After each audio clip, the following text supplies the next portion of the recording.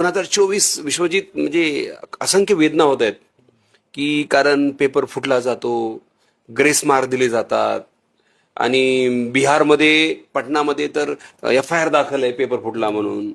आणि grace mark काही काही मुलांना 68 मार्क ग्रेस आहेत, 60 मार्क ग्रेस आहेत. म्हणजे हे असं असंख्य वेदना देणारा म्हणजे नीट 2024चा रिझल्ट आहे मला असं वाटतंय.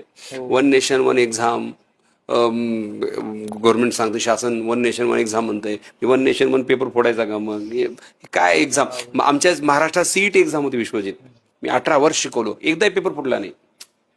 आमचं महाराष्ट्र प्युअर आहे. बिहार UP कामच आहे विश्वजित. जसं मी ट्युशन घेतो 18-18 तास, केमिस्ट्रीसाठी वेळ देतो, माझ्या क्लास करिअरसाठी वेळ देतो, तसं काही लोकांचं ते करिअरच ते झालंय.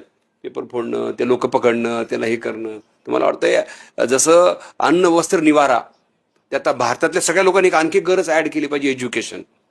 मला असं वाटतं तुमच्या माध्यमातून जसं. आणि ह्या शिक्षणासारख्या पवित्र क्षेत्रात जो कोणी काम करेल त्याला फार मृत्यूदंड किंवा त्याला अजन्म कारावास अशा शिक्षा केलं पाहिजे शिक्षणात.